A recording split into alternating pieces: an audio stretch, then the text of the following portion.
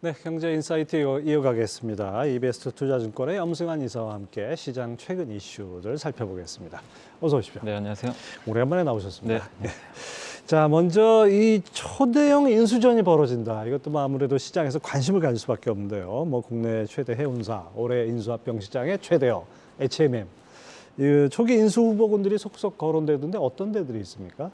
일단 사실 이제 거론되는 현대차, 뭐 포스코그룹, 또 뭐 CJ나 LX도 거론되고 또 이제 이미 상선 사업을 하고 있는 SM그룹도 지금 거론이 좀 되고 있는데 사실상 지금 현대차, 포스코는 인수 의사가 없다고 좀 언급을 했기 때문에 아마 참여는 안 할 것 같고요. 가장 적극적인 그룹은 이제 SM그룹. 여기가 이제 SM 삼성도 있고 이미 컨테이너선 사업을 하고 있기 때문에 가장 시장에서는 좀 그 적극적이지 않을까 이렇게 좀 보고 있고 실제로 인수 의사도 좀 밝혔기 때문에 가장 좀 주목을 받고 있는데 다만 이게 이제 금액이 지금 일단 한 최소 5조 원에서 경영권 프리미엄이 여기 만약에 붙게 되면요 한 7조 원까지도 예상이 돼요 지금. 그렇죠. 그러니까 이만한 자금을 사실상 SM그룹이 이거를 확보할 수 있을까? 요거에 대해서는 조금 이제 의심을 하는 것 같고 어쨌든 이제 정부가 이제 그 이 연구체를 아마 이제 10월달에 지금 한 2.96조 원 중에서 1조 원 정도를 지금 전환하려고 지금 계획을 하고 있는데 어쨌든 지분 38.9% 정도 되는 좀 물량인데 일단은 지금 그 이게 참 주주분들 입장에서는 HM 주주분들은 이게 연구체가 너무 많잖아요. 전환 자체가. 근데 지금 이 HM의 현금성 자산이 한 15조 가까이 되거든요. 굉장히 많아요. 그러니까 지난 팬데믹 때 돈을 워낙 많이 벌어가지고 근데 이 돈 가지고 이제 연구체 인수하라는 거죠.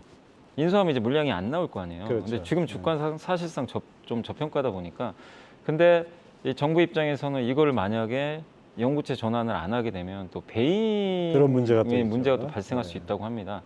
그래서 이게 참 이게 딜레마인데 그 결국 M&A를 한다는 것 자체는 연구체 전환을 해가지고 판단 얘기니까 그렇게 되면은 이 밸류에이션이 좀 떨어질 가능성은 분명히 좀 있거든요. 그래서 어떤 식으로 전개될지는 좀 모르겠지만 어쨌든 지금 오늘 주가는 좀 별로 안 좋게 좀 움직이더라고요. 그래서 어쨌든 지금 M&A 자체가 일단 그 HMN 주가에는 그렇게 호재로 지금 작용은 하지 못하고 있는 것 같습니다. 그렇죠. 연구체 전환을 할 경우에는 인수합병 포기하겠다, 인수 포기하겠다 하는 데들이 뭐 SM이나 LX가 그렇게 나오니까 또 정부 입장에서는 산업은행 입장에서 또 안 할 수도 없고 이게 딜레마인 것 같습니다. 염 이사님 보시기에 HMM을 어느 기업이 가지고 가는 것이 가장 시너지가 있을까요?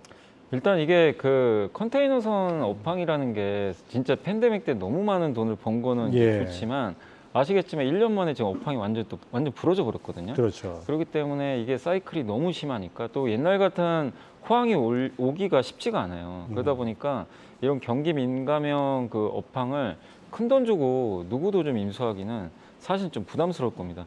그리고 이게 신사업이 뭐 예를 들면 포스코 그룹이 리튬 사업 진출해서 밸류가 확 높아졌잖아요. 근데 만약에 컨테이너사를 만약에 신사업으로 인수를 했어요. 어떤 대기업이 밸류를 받을 수가 있을까요? 이게 마치 독이 든 사과처럼. 물론 이제 돈은 많아요. 아까 말씀드린 현금성 자산이 10조가 넘으니까 그걸 어떻게 만약에 현금성 자산을 가지고 또 새로운 나 한번 사업을 해보겠다. 뭐 그건 잘 모르겠는데 근데 또 그렇게 됐을 경우엔 또 주주들이 이거 일단 연구체 같은 거 또 갚아라 이렇게 또 요구할 수 있으니까 참 이게 어려운 거죠. 그러니까 돈은 탐날 수 있어요. 10조 원이라는 현금은 탐날 수 있지만 그걸 또 어떻게 좀 활용할 건지 또 주주들 간의 또 관계 이런 것들 그리고 지금 인수하려면 최소 5조 원 또 필요하거든요. 그 자금들. 5조 원은 그냥 뉴머니로 넣어야 되는 거죠. 근데 SM그룹이 그래도 가장 이제 시너지 효과는 있다고 보는 게 이미 이 사업을 하고 있기 때문에 컨테이너선 사업 자체가 이제 커질 수 있잖아요. 사이즈를 큰다는 측면에서 긍정적인데 SM그룹도 이 5조 원 동원 능력은 없고 지금 한 1조 원 정도까지는 자금은 좀 있는 걸로 지금 나와 있더라고요. 그럼 나머지를 어떻게 좀 또 조달할 건지. 그래서 일단 SM그룹이 가장 유망하긴 한데 지금 변수들이 워낙 많고 금액이 커서 이게 참 녹록지는 않은 상황인 것 같아요. 과거에 보면은 이렇게 큰 기업들을 인수한 경우에 이게 잘 된 경우도 있지만 그렇지 못한 경우도 많지 않습니까? 맞습니다. 그래서 과거 시장에서 이런 초대형 M&A가 있었을 때의 그 주의할 점, 투자자들이 꼭 살펴봐야 될 포인트가 뭐가 있을까요? 이게 승자의 저주가 너무 많았어요. 그러니까 사실 그 예전에 금호그룹이 힘들어진 이유도 뭐 아시겠지만 대우건설 너무 비싸게 인수했죠. 두산그룹도 두산마켓을 예전에 싸게 인수한 건 아니었거든요. 근데 지금은 두산마켓 좋지만 정말 때문에 고생 얼마나 했습니까? 굉장히 많이 했죠. 그래서 사실상 이제 너무 덩치 큰 기업들을 근데 그게 또 문제가 업황이 또 꺾이는 시점에 산 거예요. 최고가에. 그렇죠. 예. 그러니까 이제 그런 좀 실수들이 있다 보니까 이제 덩치 큰 회사에 대한 M&A에 대해서는 시장은 굉장히 또 부정적으로 보는데 다만 근데 이번에 또 약간 바뀌었던 것 중에 하나가 하나오션 사례는 또 달라요. 예. 그러니까 처음에 작년에 갑자기 하나그룹이 인수한다 그랬을 때는 주가가 급락했거든요. 과거에 그 저 계약금만 넣어놓고 이제 포기한 적도 예. 있었잖아요. 그래가지고 대우조선 인수하면 이거 부채 덩어리인데 이거 인수해가지고 하나그룹이 뭘 얻겠다는 거지. 약간 이제 처음엔 그래서 하나 에어로스페이스 주가도 급락을 했는데 요새 뭐 완전히 얘기가 바뀌었잖아요. 그렇죠. 근데 왜 그러냐면 일단 조선업 사이클이 일단 좀 호황으로 가고 있어요.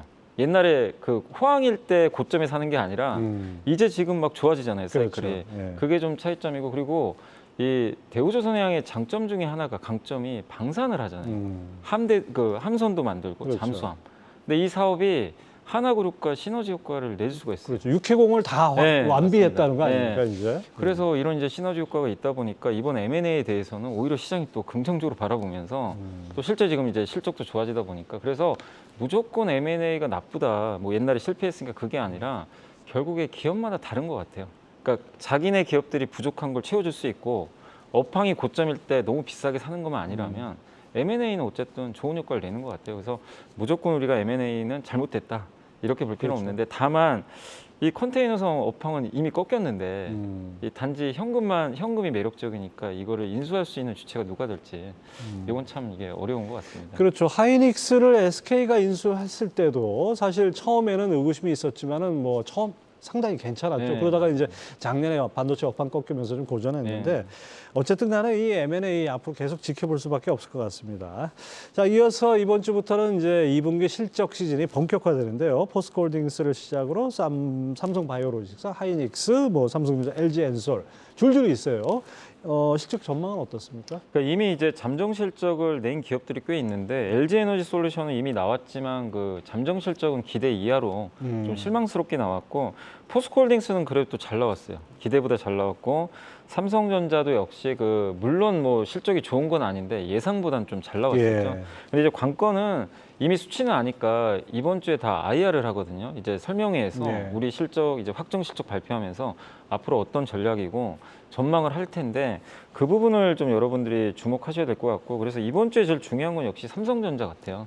그러니까 삼성전자가 지금 이번에 메모리 반도체 실적이 굉장히 좀 안 좋게 나왔는데 과연 이제 시장이 지금 수요가 생각보다 지금 늘질 못하고 있거든요. 예. 반도체. 그래서 이 지금 추가 감산을 할 수 있을지 그게 좀 초미의 관심사 같아요. 그래서 삼성전자가 그 부분에 대한 언급을 할지 좀 지켜보시고 그다음에 요즘에 계속 이슈가 되는 게 삼성이 메모리도 하지만 파운드리도 예. 하고 있잖아요. 근데 뭐 일각에서는 TSMC 3나노를 이겼다, 수율이 개선됐다 이런 얘기도 있는데 아마 그런 질문도 있을 것 같아요. 그래서 거기에 대해서 삼성이 확실히 좀 답을 해줄지 파운드리 좀 개선되고 있는지 그러면 그 부분은 상당한 또 삼성전자 모멘텀이 될 수 있거든요. 그래서 한번 그 부분 지켜보시고 그다음에 지금 포스코홀딩스가 굉장히 지금 주가가 좀 잘 나가죠. 오늘도 급등하고 있는데 역시 철강은 관심이 없잖아요. 예. 모든 사람들은 지금 다 리튬.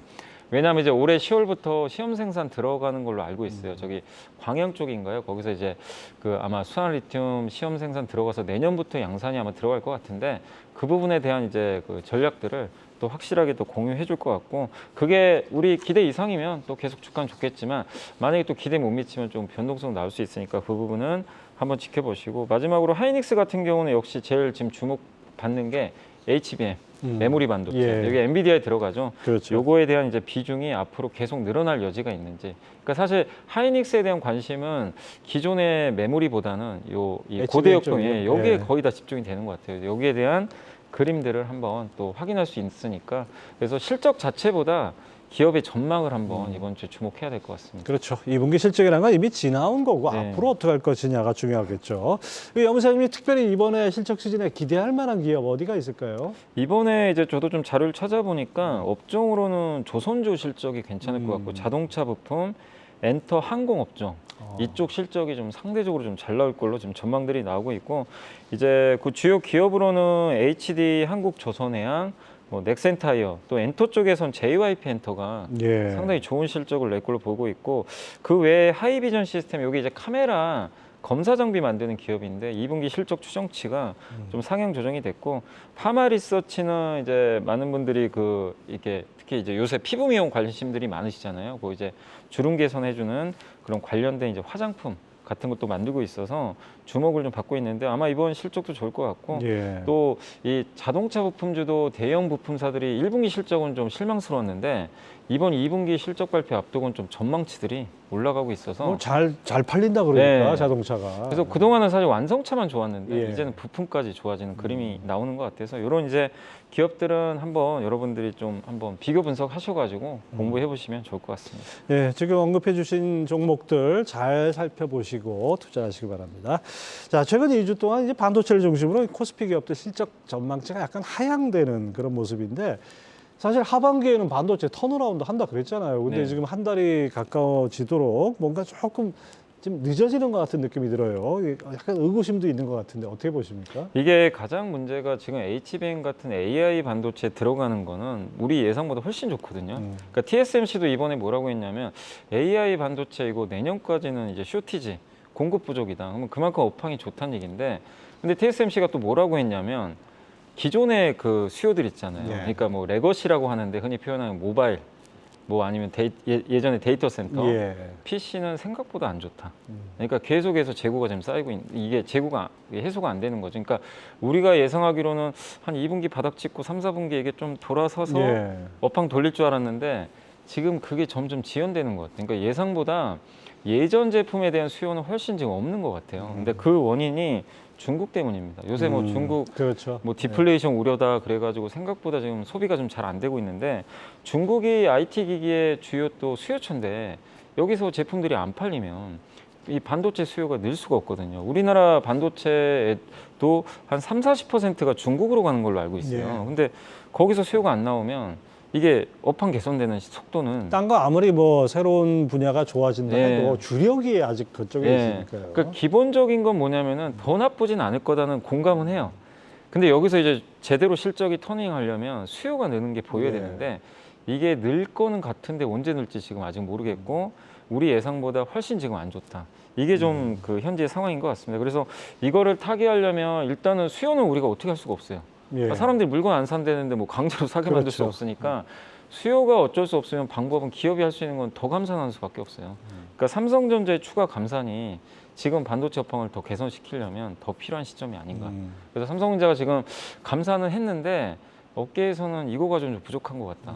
그러니까 더 할지는 이번 주에 좀 한번 어쨌든 기업 설명회 좀 봐야 돼요. 예, 아무튼 이번 주 실적 발표와 함께 나오는 전망들, 이런 것들은 아주 눈여겨볼 게 많습니다.